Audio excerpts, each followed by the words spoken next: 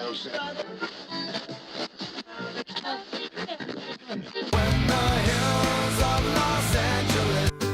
Angeles, I'm and most Hollywood nights.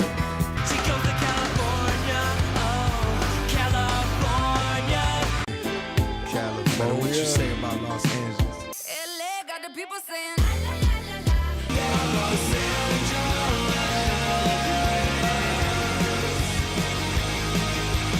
You're listening to Corner of the Galaxy on cornerofthegalaxy.com.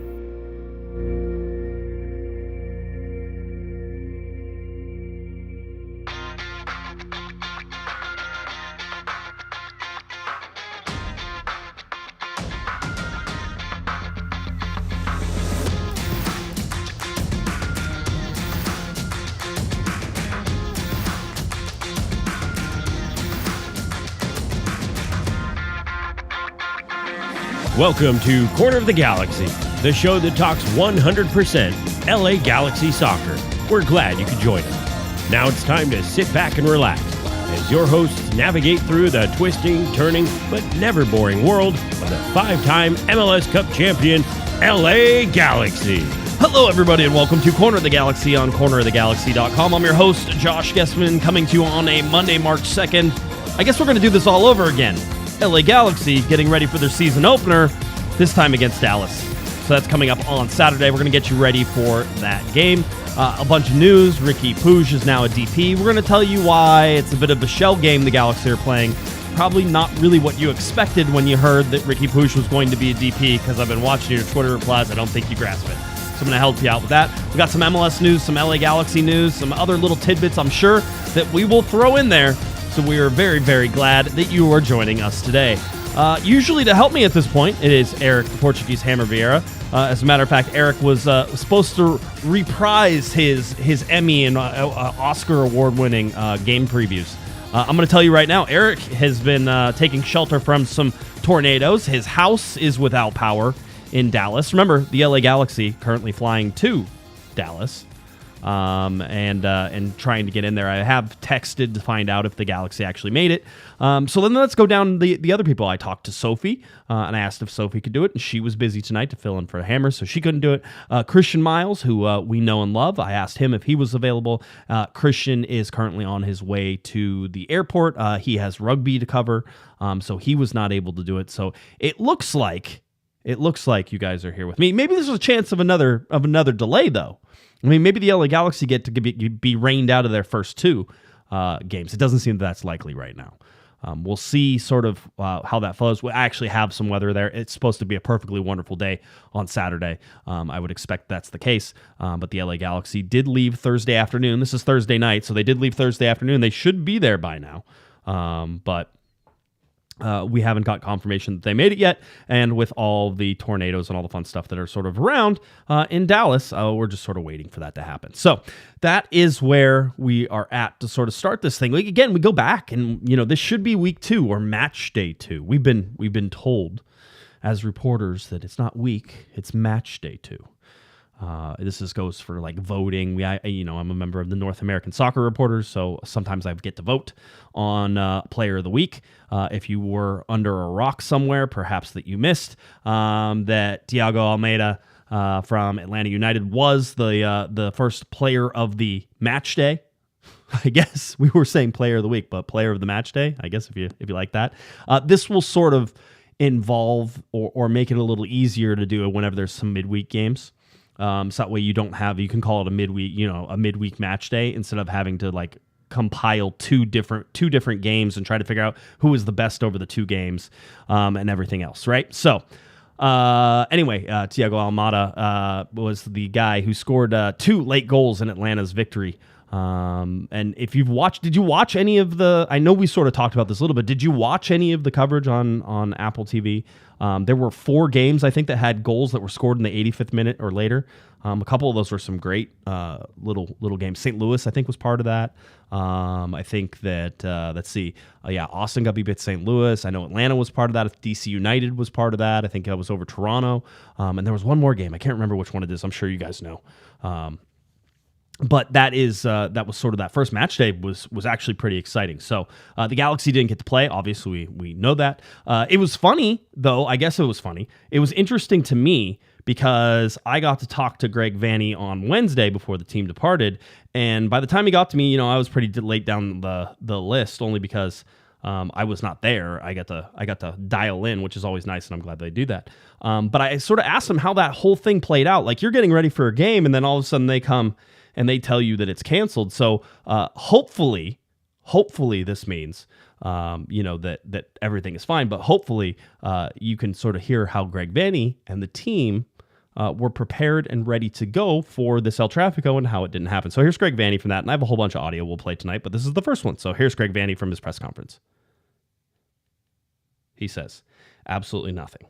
There is no volume. Oh, you know why? Because there's a mute button, and you have to unhit it. It's okay. I'm by myself today. How it played out, we were actually Friday morning in a meeting with the starting group going over defensive set piece responsibilities, also going through a couple of tactical things that I wanted us to be attentive to, looking at some video and some different things. When there was a knock on the video room door, and somebody pulled me out and said, hey, the game is going to be postponed until another date.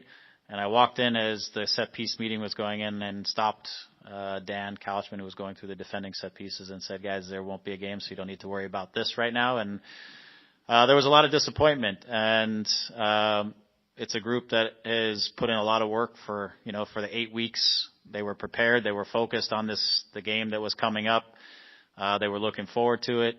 I felt the energy during the course of the week leading up to the game felt like the playoffs to me a little bit, where when you try to do training sessions, you can tell that there is really an intention on the weekend and the game, and it's like just get me to the game kind of a feeling. And so obviously when they heard the news, there was disappointment inside of that. So what does that mean? We trained hard that day no matter what. We gave them a couple days off, and we came back with the mindset that we have to have the same intensity and the same mindset as we go to Dallas. It doesn't change our approach to Dallas. We're going to play Dallas how we would have played Dallas no matter what. The difference is Dallas has one match under their belt and has felt that a little bit. And for us, it's now coming off of what essentially is a bye week and trying to get ourselves right up to speed immediately on the road against a team that has one game under their belt. So I think our guys are more than eager to play, because 9 weeks of preseason is just it's too long. So there's a eagerness to get on the field, and I can again feel that this week. This week's been a little bit weird too, just with weather and everything else, just trying to get through our normal preparation. But in the end, again, I can feel the emotion of just get me to Saturday. I'm looking forward to getting this thing started.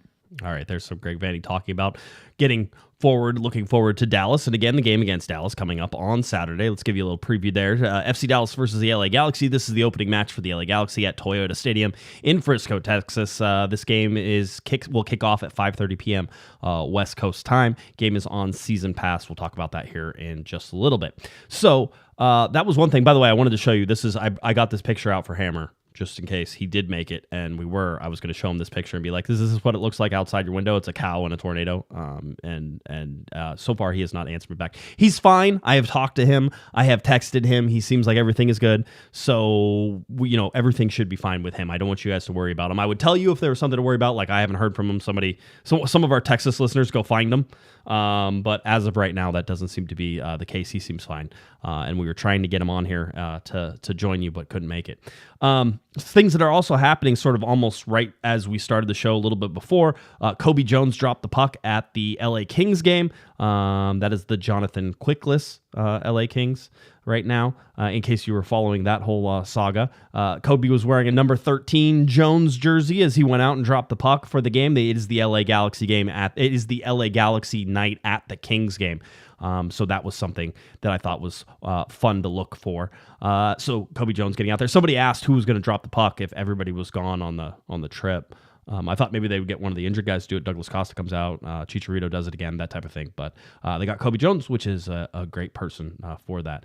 The other thing is, and I don't think I mentioned it on Monday, and I apologize because Mondays sometimes get a little crazy. If you can imagine going to work all day and then knowing about the last 3 hours of work where you're already busy because you're catching up from all the stuff and you just want to like get out of there, where I start show prepping and doing everything, sometimes things get jumbled in my mind a little bit. I got a jersey from the LA Galaxy. They were nice enough to send me one of the new the LA City kits. I got a LA City flag. I got a scarf. It was all very nice. They got the correct size. I know people were wondering, did they get? Yes, they did. And I don't mean to give them stick for that. It was more of just a joke on the podcast because people still come up and like point to me like size large, right? And I'm like, yes, right, that's right. So no, they did an excellent job. Jersey's really nice in person if you haven't seen it. And so just wanted to shout out the LA Galaxy, Vicky Mercado, Kevin Acevedo, and the PR department. I appreciate you guys with that, and we'll have it back here for most of the year. I actually am. Possibly in the process of getting another one, so that way we'll have the 2 jerseys on the outside under the lights, and then we'll get the one white one down in the center of the podcast. So that is where we are at with that. I did want to point this out because this popped up, but they did show the top 5 best-selling jerseys on MLSstore.com. I do have a little. I think this is interesting. I don't know where the LA Galaxy fall on the map, but they're not in the top 5. Seattle had the Bruce Lee kit. The Nashville had the what is it, Man in Black kit for Johnny Cash. Charlotte, Austin FC, and then you had LAFC at number 5. It's really interesting because the Galaxy, I disagree with this, but the Galaxy were listed on some lists as having the best kit in all of Major League Soccer this year for this release. It was the cleanest, the best, the one that everybody sort of really liked. It's not as good as the community kit. The community kit finished like 2nd, 3rd, or 4th, which was ridiculous. People somehow undervalued the community kit, and there were so many community kits sold that you would sit there and say, "Oh man, this is that was a real thing." I have not seen that buzz. I have not seen that excitement about this particular kit. I think it's really solid. I like it. I don't know if it's the best one out of all the ones this year, but it is certainly a very, very nice kit. And if it was, in fact, one of the top best looking ones, I would expect that the Galaxy would be in the top 5. You can sort of, let me put it this way. I'll leave it to you to figure out why it's not in the top 5 and why a lot of you didn't go buy it. All right. And perhaps that's the reason why you don't see the LA Galaxy in this top 5. Seattle's usually up there no matter what. They always sell them. You can certainly think that Atlanta usually is up there. Austin has a pretty large fan base. Nashville has the largest soccer-specific stadium in all of the United States. So they have a pretty large fan base, as is Charlotte. Charlotte plays at Bank of America Stadium, which is an NFL stadium. So they have a pretty large fan base there. So you can understand why some of these are on there. You would expect the LA Galaxy, with the sort of the breadth of throw that they have across the world, you would expect that they would be on here, and they're not. So it has to me at least, it means that you're seeing something happen here that may indicate that people aren't as jazzed about the jersey or aren't as jazzed about the season. Again, I'll leave it to you to sort of be the arbiter of what you think the reason for that is. Let's see. Uncle Dishwasher gave me a $2 super chat. Says, be honest, when do we buy out Costa? I think the chances of that a lot less. Right? I mean, we already told you, hey, it was like 20-30%. It was 50-50 at one point. It keeps fading and fading and fading. Bottom line is they changed the rules. We talked about that, I think, on Monday, because we talked about it on Thursday and said it had to happen by Friday. And then, of course, they changed the rules on Friday, so that way it didn't have to. But if you're expecting a Douglas Costa buyout, it has to happen. It can happen at any time.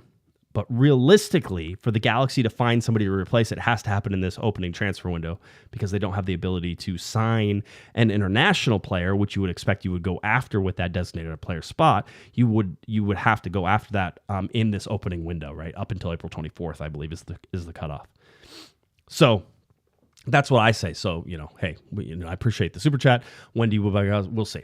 Let's see. $10 super chat from Maximus. Due to the weather following Galaxy, can they possibly go all season without playing a game? Does that qualify as being undefeated and winning the league? I mean, if you saw the standings come out, which I did not screen capture and show you because I think it's ridiculous teams haven't played games yet.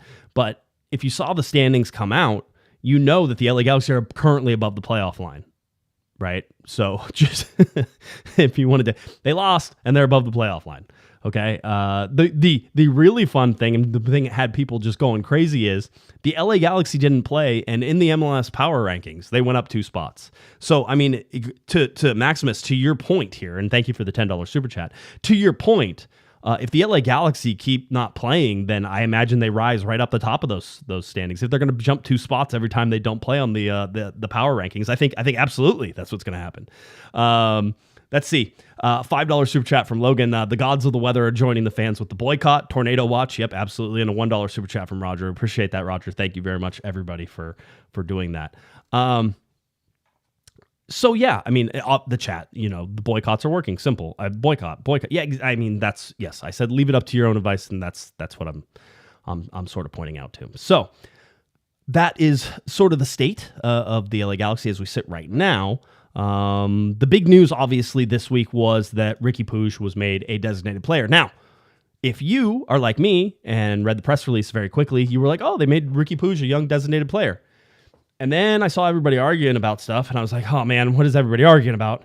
I went back and looked, and I'm like, oh, look, he's not a young designated player. He's a designated player. And how did they make that happen? You will know on this podcast that we often talk a lot about the U22 rules. We talk about the exceptions to those rules or how those rules are sort of adjudicated.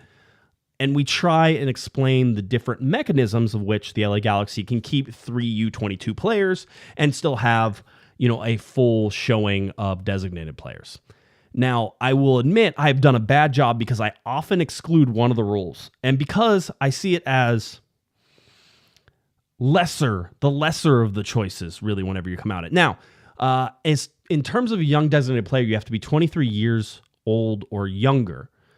Riqui Puig is 23 years old, but the rules seem to state that if they turn 24 in that season, they're considered 24 for that year. So technically speaking, Riqui Puig probably ages out of the young designated player rule. Okay, but don't worry, MLS has rules for everything. And exceptions for everything. And so there is a way still to do that. And so here are your 3 sort of exceptions or 3 rules that you get in order to be able to have 3 U22s. If the third designated player is a young designated player, the club will have all 3 U22 slots, right? If the third designated player, this is the important one. If the third designated player is age 24 or older, Riqui Puig is considered 24, right? Yet is at or below maximum targeted allocation money. We know that Riqui Puig is at maximum targeted allocation money. Basically, it says $1.612,500, so $1,612,500, but that's actually been bumped up. I think it's $1,652,000, like $250. It's like $1,650 now, or $1,652. Whenever you're looking at that, so it's slightly increased, right? So if you are 24 or older, are at or below maximum target allocation money, the club will have all 3 U22 initiative slots. And then if the third designated player is 24 or older and is above maximum, then the club will have only 1 U22 initiative slot, right? So those are the rules. This is the rule they're using to keep Riqui Puig, right? This is the rule that has Riqui Puig move to a designated player spot. So he's not a young designated player. Greg, it's funny because you hear Greg talking about this whenever he explains, and I'll even let him explain it to you because I have that audio. But you hear Greg making up roster designations like we on this show make up roster designations, right? Like we call them senior DPs. There's no such thing as a senior DP. It's either a DP or a young DP. Greg called it a restricted DP, which is what he's calling Riqui Puig, a restricted DP. There is no such thing as a restricted DP, but we call it that in order to give it meaning or differentiation from the other stuff, right? And so technically when Greg calls this a restricted designated player, what he's saying is basically it's a guy who's making Max TAM. Now, let's be really clear about this part, okay? Everybody hang on for a second. The very clear part we all need to understand is Riqui Puig's contract did not change, to my knowledge, and they didn't announce any changes to it. To my knowledge, and without changing the contract, Riqui Puig is not getting any more money. He was already a Max TAM player. He's based on, being able to get problems here on the show again every night about 8:20. So we're going to have to get that fixed out. Yeah, I know. So we'll do the best we can. Hopefully it'll come back and be stable for us. But so he's not making any more money. And because he's not making any more money, that means that nothing's really changed for him. It's crazy, really, that they even brought him out to this, to this press. All right. Nothing has changed for Riqui Puig. Zero has changed for Riqui Puig, as a matter of fact. Is absolutely 100% the same. So Riqui and all of his agents and Riqui, and I think that's super important. This does absolutely nothing for Riqui. And because of that, I think it's important to understand that, he's just not making more money right now. And it doesn't even hint or suggest that he's going to make more money, because if he makes more money, he's going to miss out on being that sort of restricted designated player, right? It's something to do with Riqui, and that this is going to keep Riqui Puig in LA for a long time. It does nothing. It does none of that. As a matter of fact, I would expect that the LA Galaxy and Riqui are probably going to sort of keep Riqui Puig, in Los Angeles.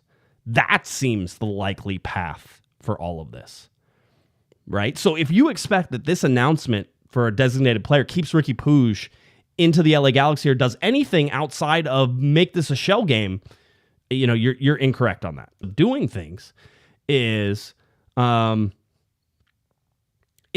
the only real benefit I can see, the ability to take that Max TAM slot and split it. That's the only way I can sort of sit here and really explain it, is take that Max TAM to that designated player slot, right? And that designated player slot sits there. He's now released from that Max TAM slot. That means 1,000 of targeted allocation money that you can use. But those are the things that we sort of look at and say, okay, that makes some sense. That seems to be the only benefit. Greg calls it more flexibility. And in fact, he even goes further and even talks about the U22 slots, right? The U22 slots also seem to be making them a targeted allocation money in order to open up a U22 slot for something else. The thing to really understand here is that the LA Galaxy traded a young designated player to basically replace it with a TAM player quality in Major League Soccer, right? But what we're saying is that because of this switch, this shell game that the LA Galaxy are doing, right? Riqui Puig gets elevated to a spot that gives him no more money, no contract, no more contract or anything else, and it gives the LA Galaxy some flexibility, but almost all of that flexibility, if they don't use that Max TAM slot, almost all of that flexibility is for younger players. Okay? Because Greg Vanney talks about opening up that TAM slot, that 1.6 million, right? That 1.6, he opens it, you move Riqui Puig up to the designated player, now that 1.6 million is available to be broken into pieces. You take somebody like Efrain Alvarez, who definitely seems like he's tammable, like you could tam him, move him into a targeted allocation money. He hits the cap differently, but then you use targeted allocation money to pay that down. There's probably an increase in his cap hit, but you're okay with that. All right. So you do that. And then you could go ahead and bring in another U22 player, but you're bringing in another young player. Right. And they could be very talented. I'm not saying that, but that seems to be the focus for the LA Galaxy right now. All right.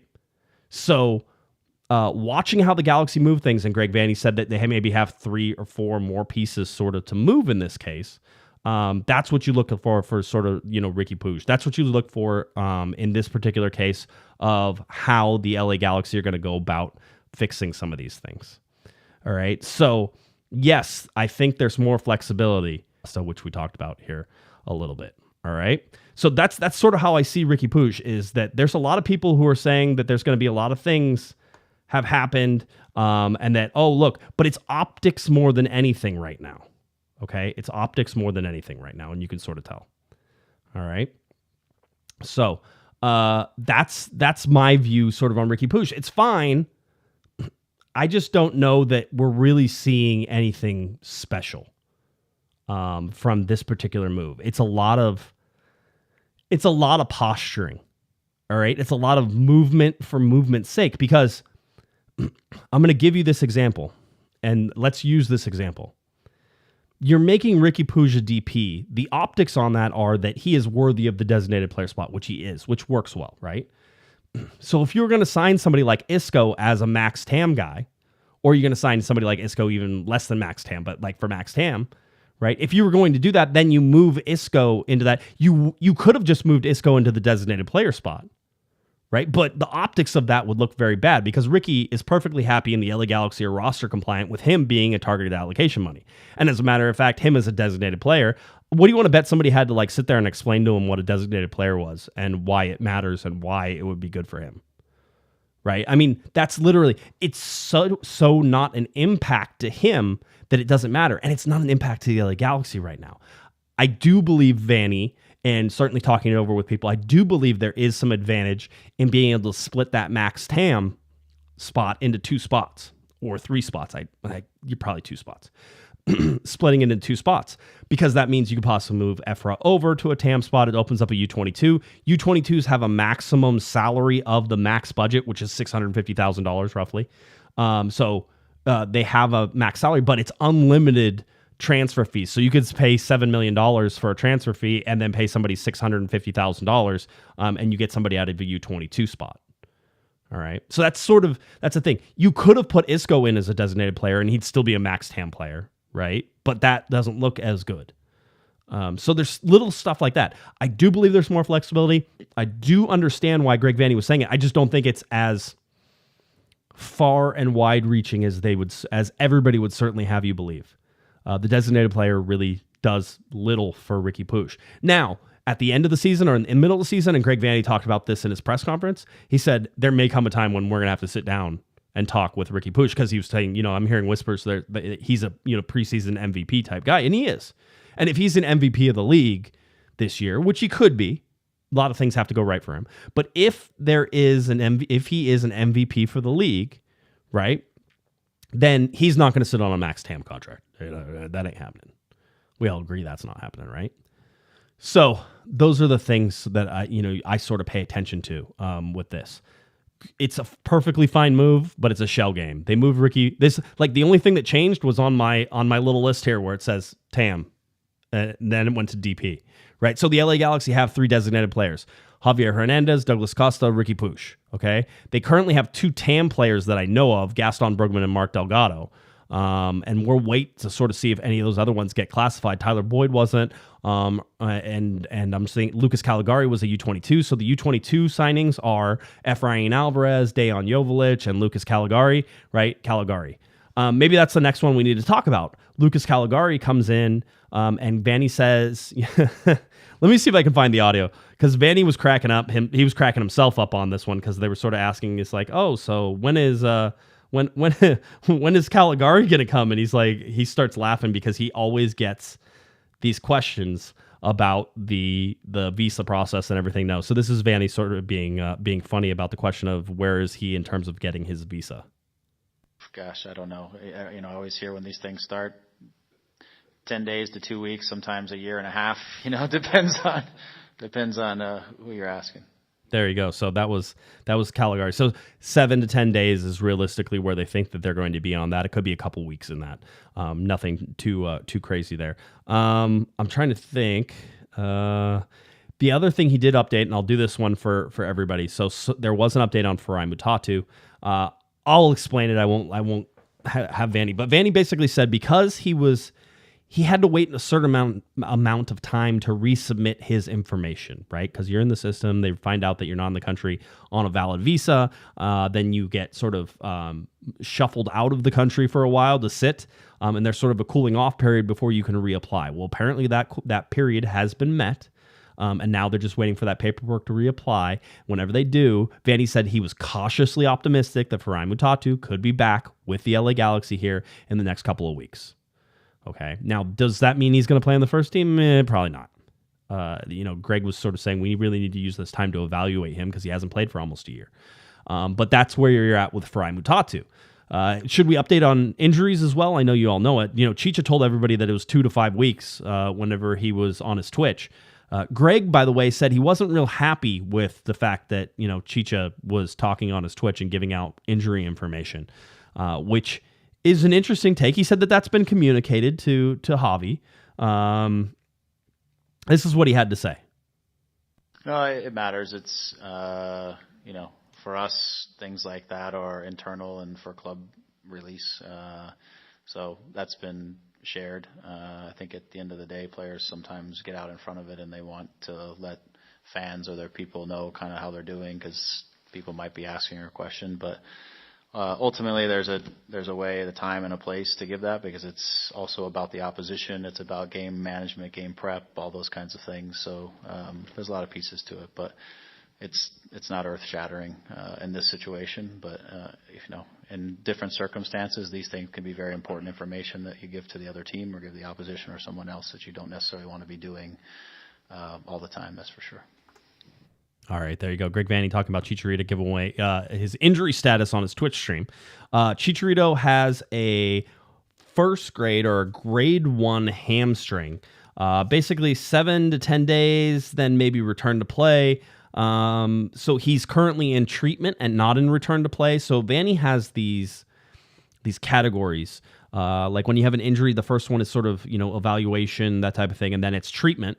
And then it goes return to play. So you get through treatment and you're good, and now it's been treated, and now you're ready to start returning to play. That usually means you start by training off to the side. You do some jogging, you do some things, and then you slowly integrate back into a full workload. That sometimes that return to play can take one day, and you're back and you're ready to go. And sometimes that return to play takes a couple weeks, right? So bottom line is Javier Chicharito Hernandez should not and will probably not factor into these next couple of games at least. Maybe the first home game is maybe the first chance you might get a chance to see Javier Hernandez. But that's one of the things. So it was I'm reading comments too. Logan goes, Josh, did you always get mad at the Galaxy for not giving what are the injuries to the players? When Bruce Arena was around, yeah, certainly. There was like, I don't know, there was a something. There was a something wrong with somebody, that type of thing. By the way, I don't think Chicharito, by the way, telling people on Twitch that he has an injury, I don't think it matters at all. I know everybody pretends that there's some great tactical advantage, but we all know, we all ask. Greg answers those questions all the time. There is no sort of, I think, opposition, benefit. You already knew. Everybody already knew Chicharito wasn't playing in Dallas. Dallas didn't need to know that, right? There was nobody cares. So it's interesting. Jesus says teams don't tend to give all injury reports in any league. The NFL actually mandates it. A lot of this has to do with sports betting, right? And it's that everybody has the same amount of information, and that way inside information can't be used to sort of bet on teams. That's why sports betting is so big. NFL has like a really interesting sort of thing. It's like, fully participated, did not train, did not show type of thing. And they mark every player, and that's reported out to everybody. So anyway, the Chicharito injury there. We know Douglas Costa has a calf injury. He's unlikely and will not play in Dallas as well. They talked about that. Still staying rather quiet on Douglas Costa. Can talk for 3 paragraphs about Chicharito's injury. Talks for like 2 sentences for Douglas Costa. Not saying there's anything there, but if you want to put the tinfoil hat on, feel free to at this point. I say go for it, right? So that was something that was sort of put in the press conference. I'm trying to think some of the other stuff that was put in the press conference. They talked about Uri Rosell. I'm not sure that that's super important. Talked a little bit about Caligari. Here he is talking about the pieces that they think they're still going to bring in. We believe we're still 3 pieces potentially, additions. So we have some solid resources and some different things that we can move around in our roster to continue to increase the quality, increase the depth. Without a summer international window, we want to do things right and when we can in this window, but we also have internal options if we wanted to make moves inside the league in the summer. So it's a little bit of gauging. We want to make sure we get the right people. We like where we are. We have some targets. We're in discussions, and we still feel like there's 2 or 3 moves that are going to happen between now and within the next month. 2 to 3 moves. In another interview, Vanney called out a winger position, so that's still in the cards for them, I think. It still needs to. So the LA Galaxy going to Dallas will have 1 designated player. Vanney did talk about in that soundbite having the ability to move within the league. It sounds more and more likely like there's going to be an intra-league transfer system. Vanney says he's actually holding some cash back, probably that could do that, right? So that is going to be that is going to be something to sort of pay attention to. Brendel gave $5 super chat, says, I wonder how we now are going to sign our missing legit winger before the window closes with no DP slots available. Congrats to Riqui for the DP slot, though. Again, you didn't really have... So let's say you wanted to sign a designated player winger. Well, if it was going to be a senior one, if it was going to be above Max TAM, you would have had to get rid of 2 U22 players, right? That seems like that's no longer on the table for that, so that's not going to happen. That was never going to happen. That wasn't a move that could be made. So now, if you want to go get a legit winger, you're looking in the TAM the Max TAM. So you're going to pay him a salary and a transfer fee that has to fit inside of that Max TAM window. Does that mean that you're not going to get a legit guy? It probably means you're not going to get a superstar, right? Does that mean that you're going to get somebody who is over the hill? Could. There's 2 choices on that, right? You can sort of go young or you can go over the hill. The other way is to sort of take and possibly convert one of the U22s over to TAM. So you move Efra over to targeted allocation money. You have that targeted allocation money. Then you can sign a U22 player. The player can make, a salary of up to about $650,000. And then it's unlimited transfer funds on that. So you can spend $17 million on a transfer as long as the salary you're paying the player is less than the max budget charge, which is $650. You're fine. Usually that doesn't work that way, just letting you know. But you can probably spend $3 or $4 million. And the Galaxy were actually linked with a left back, I think out of Santos in Brazil. Galaxy doing a lot of Santos shopping. Oh, Sao Paulo, sorry. Sao Paulo's left back, Patrick. He has been playing for the Brazilian national team U20, approximately and supposedly a $3.5 million offer to Sao Paulo. But the player said no, he didn't want to go. So those are reports. I don't know if any of that is true. So that's how you can sign somebody, though. You can bring in a U22 player. You can bring in a TAM guy, either a max TAM or a high TAM player. So you can get somebody. Sam Grandsir made $900,000. He was a TAM player. You could bring in somebody probably for $900,000 right now. That would work. 900 600, yeah. Because even if Efra's base is 600, you bring in a guy who's 900. That's $1.5 million when you add those together. Technically, they have the money for that right now. To be able to do that. So, can you find somebody like Sam Grandsir that has a little bit more of an impact? That's, I think, what the level of player you're looking for at the winger position right now. You're going to get somebody who starts, somebody who is hopefully dynamic with speed, has the ability to finish, right? Sam had some of that sometime. You just wanted more from him, and I think we all agreed that the salary felt a little high for what you were getting out of Grandsir, right? So that's where I wanted to point that out. So, So that, I think that's the press conference in a nutshell. Let me cruise through here again real quick. Vanney does very much. Vanney does explain the DP structure. I don't know that you want to. The best line here is this one at the very end. So, MLS Budgeting 101 it's a 4-year course. It's not a 5-minute course. Yeah, MLS Budgeting 101. It's not 101, it's 101, 202, 303, and 404. It's those classes. It's all 4 years.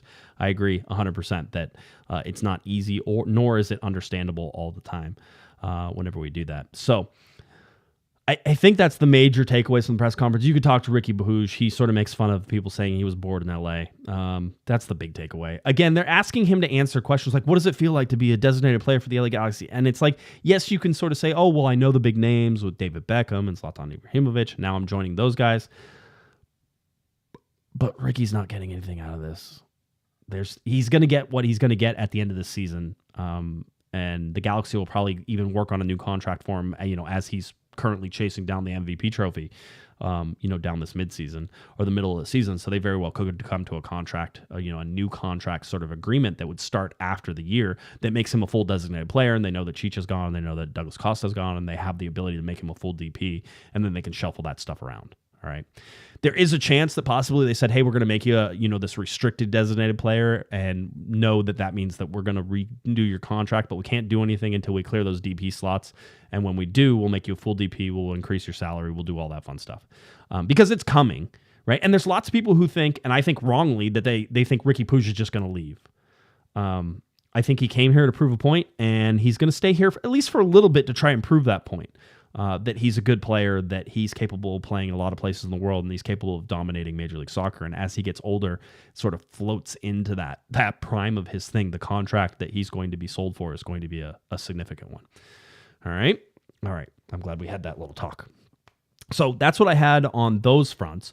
Some pictures from the LA Galaxy as they headed to the airport. Look, it's Gaston Brugman, and look at the nice pun they have in this particular case. He's wearing a captain's armband, and he's sitting in the cockpit of the airplane. He is the cap. He's sitting on the left hand side, which would indicate that he is a captain, and he's got the captain's armband. But does he wear that like around all the time? Is that, or did they have to pull that out of a bag in order to take that picture? I just want to know the logistics behind all of that, because that sounds fun.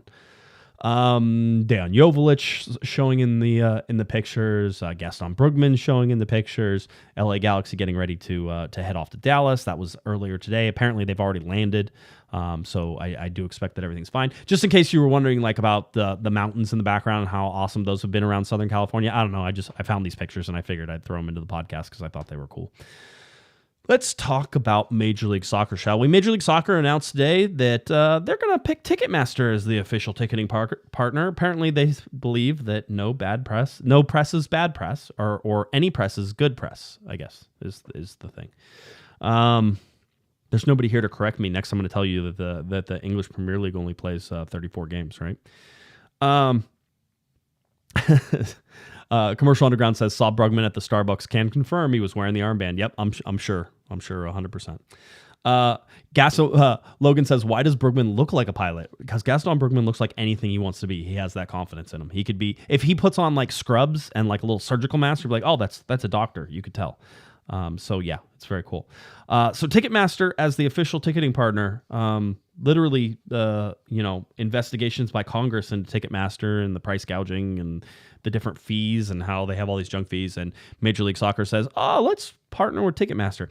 I don't think this is going to affect the LA Galaxy much, especially not on on a local sense. I think this is like the national sort of sponsorship that works.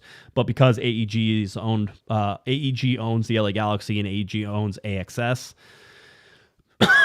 excuse me, then you can imagine that probably stays the same and nothing really changes. So I wanted to tell you about that just because I thought that MLS was pretty bold in being like, hey, these are our guys. I will also say this. If you're MLS, you want Ticketmaster, and I know a lot of people are going to be like, what? They have made it so really there aren't very many players in the ticket game. You can say rightfully or wrongfully, but you want to be under that umbrella. If you're using somebody else, you're using somebody on the periphery because you can't get Ticketmaster. But MLS is able to get Ticketmaster. So from a business standpoint of trying for that exposure, it makes sense to go to Ticketmaster, right? All of the big sort of leagues are probably in bed with Ticketmaster as well. You want to be there to show that that's where you belong as well. It's like the quality of sponsors that you get indicates how seriously you're taking or how seriously the office that you're working in is taking it. And so they can get Ticketmaster. They can get the big boy. That's good news for Major League Soccer in terms of that, right? But there's just you have to get in bed with Ticketmaster, which isn't a great thing, I don't think. Somebody said, Swifties save us. Yeah, Taylor Swift certainly has some beef with Ticketmaster going on right now. So I will say, though, that statement, the quality of sponsors is indicative of how seriously the office that you're working at is taking, right? Whether that's Major League Soccer, that's LA Galaxy, right? I mean, the Herbalife stuff, when we've talked about this, is that the only sponsor that they can get? Probably for that amount of money, right? What does that mean? Herbalife uses the LA Galaxy to seem very legitimate, and we've talked about this. Does Herbalife has a very, very horrible history in terms of their business practices, right? And we talked about pyramid schemes and all that stuff. We've had that discussion on this podcast before. But Herbalife used the LA Galaxy to seem legitimate, and the LA Galaxy use Herbalife because they put a bunch of money in their pockets, right? Again, we ask, is that the best you can do? Could the LA Galaxy get Ticketmaster? No, probably not, right? Or if you do get Ticketmaster, it's at a much smaller buy. Okay? That's where you're at. One of the other things that popped up today in a news release from MLS, I thought it was interesting. Major League Soccer brings global leaders sport tech solutions to redefine fan experience with soccer data. Okay, here's what you need to know is that there was a company called Second Spectrum that was tracking all the data for Major League Soccer, and all of the teams had access to that data. This is data analytics. This is game tracking. This is all this sort of fun stuff that sort of goes into the modern game. So there's cameras all over there tracking all these things, and so that goes through that. So it was Second Spectrum, and it's not Second Spectrum anymore. They're using a company called Sport Tech Solutions. Okay, now. Sport Tech Solutions will provide and integrate advanced gathering, storage, and analyst distribution and analytics of live event and tracking match data, which will be used by MLS and its clubs, creating an unprecedented data set for every MLS league, Leagues Cup, and MLS Next Pro match. The cutting-edge data will provide fans watching on MLS Season Pass, the new global streaming service available on Apple TV that launched earlier this month, with more engaging information for fans than ever before. The idea is that they're going to take this data, they're going to gather it using 12 of these high-tech cameras that basically track skeletal movement in players that are pointed at the field, and they're able to turn that into data. They're able to turn that into the analytics that we know about expected goals and, zones and all that fun stuff that we sort of look at, right? So the idea is then to give that to, and they say to teams, to the league, to broadcasters like Apple, and to the media. And then also sort of display that in a certain way for fans as well. That's the idea behind this whole Sport Tech Solutions. Now, I don't know what Sport Tech Solutions looks like. I have seen some of the Second Spectrum data before, right? But I don't have access to that either. I don't have millions of dollars in order to get some of this stuff. It's like whenever you're like the Elias Bureau of sports tracking, like I had a password once that I was able to get in and see some stuff, and it's really useful. But, for this type of stuff, they're going to share certain things with us, and they're not just going to give us all the data and let us parse through it. But this is how teams will evaluate other players, other clubs. They will gather this data. They will manipulate it and massage it into different ways to give them the answers that they think they want from this data. Second Spectrum was really slick, really, really cool. We'll see what this the Sport Tech Solutions is, but just you're going to see it pop up, so I just wanted you to know what it was. This will be like data analytics and all the things that you should see. All right? All right, very good. One other thing I want to get to is the LA Galaxy announced the 24-hour fitness and LA Galaxy partner to promote holistic fitness across Southern California. I think you saw that. Okay, I don't. It is what it is. That's it, and I don't think we need to talk about it much more than that, right? We already talked about that. We already talked about that. One of the things that's coming up, and we're getting ready to sort of kick off the preview of this Dallas game. But one of the things coming up, obviously, a whole bunch of other games. St. Louis will be playing their first game at City Park. So this is their first home game ever in franchise history. And they're playing against Charlotte, so that'll be fun to see. Pay attention to that. There are 6 free games this weekend. Let's see, did I get that right? Yeah, there are 6 free games this weekend. And those 6 free games basically are LAFC in Portland is free on Apple TV, and it's also on Fox. Okay. You have Columbus and DC, which is a free game on Apple TV. You have, Apple TV. You have Miami hosting Philadelphia. That's a free game on Apple TV. New York and Nashville, the Red Bulls in Nashville, I should say, Apple TV and free. There's a couple more. There's one more. San Jose and Vancouver will be free. All games, by the way, every single game that we will watch this weekend will all happen on Saturday night. Okay? Everybody. By the way, thanks. Shout out to Gary. $10 super chat. Appreciate that. But all these games are happening on Saturday night. There are no other games. Okay? So nothing else is going on this weekend. Just wanted to point that out because that to me is interesting. We haven't really seen that yet. This is going to be one of the first times where we see it. So that means MLS 360 should come in handy whenever you're not busy watching the LA Galaxy game. Side note on the LA Galaxy game coming up on Saturday, 5:30 p.m. Pacific time. This is a March 4th, 2023. LA Galaxy headed to FC Dallas to play FC Dallas, who just lost to Minnesota in their opening weekend at home. So FC Dallas gets 2 home games to start, and they will. They lost the first one to 1-0. But one of the things to remind you is you will not have the option of the home audio. You may, but it will be the Dallas home audio.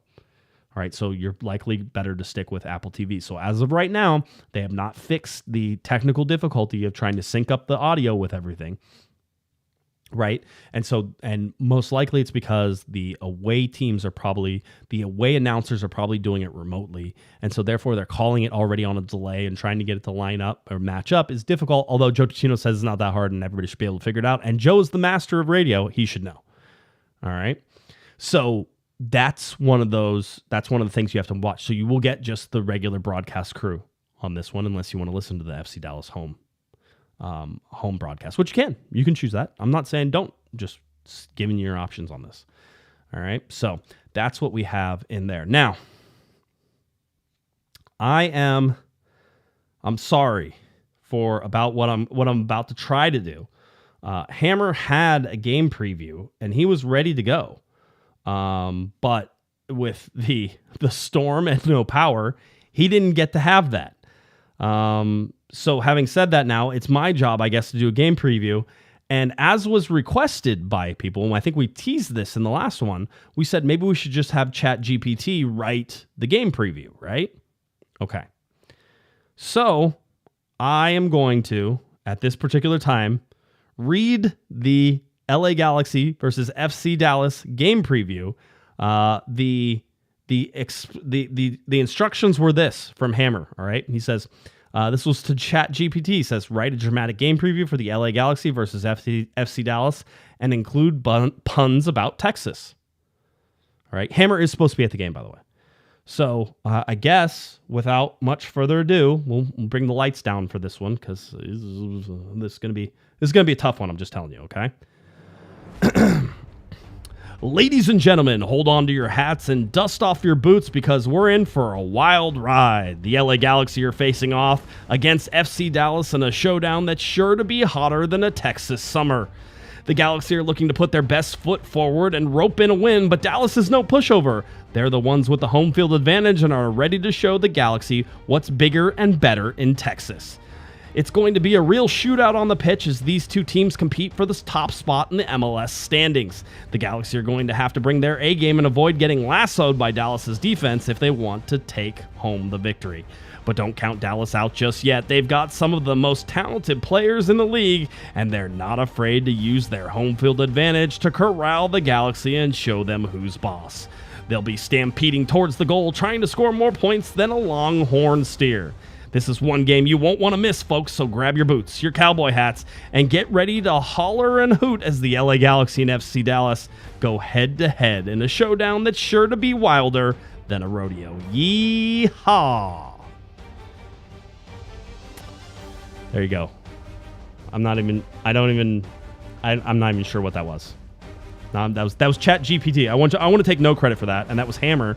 He said he had eventually done one that was like a little adjusted from that. He went in and made some adjustments to it, but he didn't get to send me that before he went down into the storm cellar, I'm sure. So that's where we're at with the LA Galaxy and FC Dallas coming up. Weather report for that is actually supposed to be a nice day, 73 degrees and sunny. It's not hot. It shouldn't be raining. Everything should be fine. 48 degrees on that night, so it should be cooling down from 73 to 48. Usually that's what happens out in the desert. Things do tend to go very quickly whenever the sun goes down. The temperature starts dropping on that. Overall, these two teams, 38 wins for the Galaxy, 32 wins for FC Dallas, 17 draws, 32 losses, 38 losses, 148 goals for the LA Galaxy, 129 goals, for FC Dallas. Here's the thing, though. There's two things we're always going to tell you on this show about FC Dallas is, number one, it's a difficult place to play. And number two is weird things happen in Dallas, right? We know this. This is if we could have a shirt that would encompass every preview of the LA Galaxy versus FC Dallas, it is this, that weird things happen in Dallas. Okay? So be prepared for that. The other thing that has happened for the LA Galaxy is they do not win in Texas. They do not win against FC Dallas in Frisco. That doesn't happen very often. Okay? Last time the LA Galaxy beat Dallas on the road was August 15th, 2015. Okay, that was a 2-1 win. That was Bruce Arena versus Oscar Pareja. Michael Barrios scored for FC Dallas in the 33rd minute. And does anybody remember? Somebody scored 2 goals in the second half. Do you know who that was? I don't know. I don't know if anybody knows. I'm gonna just let it sit for a second. Who scored in that game? The Galaxy were down 1-0 in the 33rd minute. Halftime hits. The Galaxy come out, and about 6 minutes into halftime, coming out of half, the LA Galaxy, somebody scored for them, and then that person scored again. We'll give it a second here. But since that win in 2015, the Galaxy are 0-6-0 since that win. So Dallas have outscored the LA Galaxy 16-3. Let's see. Let's go Gio or Robbie. Okay, Gio Keane. It is Robbie Keane. That is correct. Robbie Keane was the man who scored 2. And I actually, once I read that, I was like, I remember that game where Keane came in and scored in the 51st and 56th minute to win the game. Assists from Robbie Rogers and Giovanni Dos Santos. So that was that game in there. And again, Galaxy outscored 16-3 in these games at FC Dallas since that win in 2015. So a long drought for the LA Galaxy. You look at what FC Dallas did, they didn't do a lot. This was not one of the more exciting games in Major League Soccer. All right, Minnesota ended up winning this game. They were on the road at Dallas, so Dallas already hurting because they already gave away one home game. I wouldn't say that any part of this game was electric. Both teams finished with an expected goals under 1. FC Dallas had a slightly higher expected goals than Minnesota. But you're looking Velasco, Ferreira, Areola, right? Pomacall. You had Sebastian Lletget. Of course, this is a return to play against Sebastian Lletget, which will be of some interest to people. So keep an eye on this Dallas team. I don't know if they're any good this year. Some people have said they think that they might be very good. Some people have said not. I mean, I'm going to tell you another thing. People actually like this LA Galaxy team. I know LA Galaxy fans are down on it. We talked about this a little bit before the supposed El Tráfico that was going to happen. But this LA Galaxy team is better than you expect. No Chicharito, no Douglas Costa. We know that. But that sort of doesn't really bother anybody too much. We know Joveljic is probably going to start. Big questions about whether Tyler Boyd starts, whether Jalen Neal starts, right? So there's some stuff. Memo Rodriguez has sort of been the guy who's been starting. Tyler Boyd's been coming off the bench. We don't know if that extra week has sort of given Tyler Boyd the ability to come in and start a game. Efrain Alvarez has sort of been playing on that right-hand side. So we know things about this LA Galaxy team. We know that things are pretty well sorted in terms of positioning, and even with guys injured, where they're going to fill in there. So, like Jonathan Bond's going to be in the back. We know that Raheem Edwards is going to start at left back. We know that for right now, Kelvin Leerdam is going to start at right back. Who do they put in the middle? Is it Mavinga? Is it Sega? Is it Caceres? Is it Neal? Those are the questions that we sort of have to answer, but we know the midfield's going to be Riqui Puig. We know the midfield's going to be Gaston Brugman. If it was like preseason, then Memo Rodriguez is going to be in there as well. Efrain Alvarez is going to be in there, right? So again, we have this feeling that we sort of know this team already, and Vegas, the odds makers, 538, have already given the LA Galaxy, basically they're saying, listen, you're one of the top 4 or 5 best teams in the Western Conference. You could be. All right. So this is going to be the opening salvo to this. Here's the problem for me, though. I don't like that Dallas has already played their first game. That is a disadvantage to the LA Galaxy. Advantage to the LA Galaxy, they didn't play last week. I think there is no advantage that the LA, you can say, they're not tired and they're not beat up. They already are beat up. They already have 2 injuries that are going to, I think, significantly sort of impact the starting lineup or what we would expect it to be, right? I'm not surprised by what the starting lineup is going to be, and I still expect a certain level. I don't know that FC Dallas has anything figured out. I watched some of this game. It was a boring game, and I think the Galaxy are going to try to steal a possession from Dallas. Dallas had 62% possession against Minnesota. I think Minnesota probably liked it that way. I think Dallas would have liked to not have the ball as much, and maybe that works better for them. With Areola and Lletget, they are sort of a little bit of a counter-press, counter-attack team. We'll see if that plays out or if they've changed things up from sort of how they normally like to play. All right, so... eSuper asked, do we ever get that back end money from the Lletget deal? I had no idea. They would never tell you that. Why would they be transparent and forthcoming about all this? But Sebastian Lletget trading New England, the LA Galaxy were supposed to have, I think, up to like $650,000 in incentives and stuff like that, maybe even $750,000. And we have no idea if they collected on that or not. No idea. Vanney did say that from the Julian Araujo deal that they do still have some cash lying around from that and that they are able to do something, but that was some of the cash he was sort of holding for perhaps for that summer transfer window. It's a really difficult game to predict. I don't know that you can come out with a logical answer for who's the better team here. I think the Galaxy are the better team. But we haven't seen them play this in a game that counts yet, so I don't know how you could sit there and say it. So for that reason, I think this is probably like a 1-1 or a 2-2 draw. I don't expect fireworks. I expect this to look a lot like a preseason game still. It's going to take the Galaxy a little while to still figure that out. All right.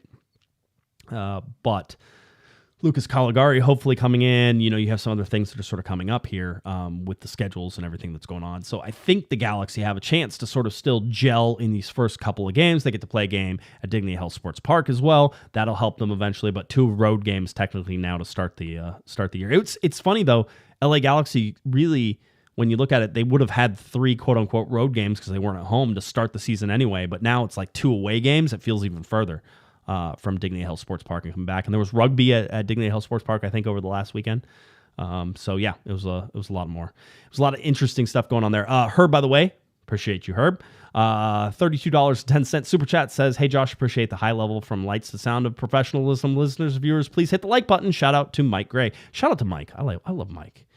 Mike and Alex, by the way, have a new podcast they're doing called, I think it's El Trafico.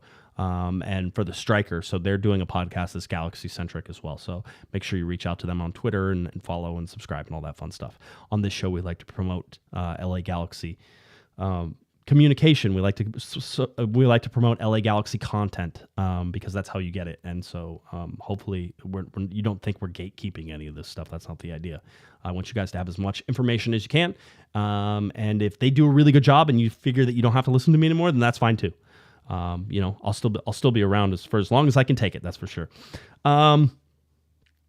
One of the things certainly you can see with just 538, and I wanted to again point out where they think the LA Galaxy are. If you look in the Western Conference and the Western Conference teams right now, the top one, LAFC at the very top, their SPI is 56.8. All right, slightly below, by the way, Philadelphia at 57.3, but they're still giving the edge to LAFC. Seattle's the second Western Conference team with a 46.3 SPI, and the Galaxy are third. Right now, they have the LA Galaxy as the third best team in the Western Conference. All right, and then it goes Austin, and Austin just lost to St. Louis, so that hurt them. Then it's FC Dallas. So again, they think FC Dallas is a pretty good team. 538 does, right? Not the best, not the greatest, but if you're looking at the LA Galaxy, they're saying, well, the LA Galaxy probably should win this game based off of some of those metrics. Now, there's always a home field advantage. So let's get to the actual match and tell you what they say. They say that FC Dallas has a 47% chance of winning this game. That home field advantage really works well for them. Excuse me. 47% chance of winning this game, 27% chance for the LA Galaxy, 26% chance for a draw. All right? So that is the game-specific stats for this one as well. Herb, I appreciate you. Thank you for the super chat. And hopefully everybody else is good to go on that. That's what I got for this show. Again, a little crazy. Tried to get some backup co-hosts. Hammer, I assume, is doing just fine. We'll be back eventually. I think we have Sophie lined up for next week. So we'll see if that ends up happening, but I think she's available. So Sophie for next week. And that'll be next Thursday. And then Monday night is a toss-up right now. Kevin and his wife, I think, are trying to get back in town. I think they're doing some stuff. So we'll see whether or not we have Kevin on, but there will be a Monday night show to get you through this game. We expect this game to be played, which is something new and fun that we're going to try out for the 2023 season. Hopefully you guys enjoy it on watching Apple TV on the MLS Season Pass, right? So you can watch that, and that'll be the place you can find it, the only place you can find it. So let me know if you have any trouble with your Apple TV stuff. Always interested in that. All right. I think that about does it for me. The Hammer's not here, but you can follow him at HammerEV9 across all social media. That's where you can find him, Instagram, Twitter, all that fun stuff. So please follow him. If you're looking for me on Twitter, it's at JGuesman, JGUESMAN, and of course at Galaxy Podcast. CorneroftheGalaxy.com. Ramiro has some articles up there on the website. We also published on YouTube the press conference from Greg Vanney and Riqui Puig from earlier this week. So you can check that out. LA Galaxy taking off against FC Dallas. Coming hot and heavy here. So hopefully you enjoy that, and we'll get you ready for that game. Enjoy the game. We'll see you on Monday. For Eric, the Portuguese Hammer Vieira, who's not here, I'm Josh Guesman. You've been listening, you've been watching to my little Corner of the Galaxy. Have a great one, everybody. You've been listening to the Corner of the Galaxy podcast on cornerofthegalaxy.com. You can follow the show on Twitter and Instagram at Galaxy Podcast.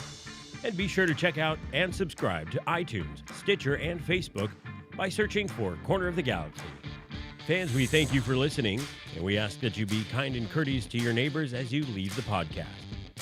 We thank you for joining us and look forward to seeing you again. Until then, I'm Michael Araujo, and on behalf of the entire Corner of the Galaxy crew, goodbye, everybody.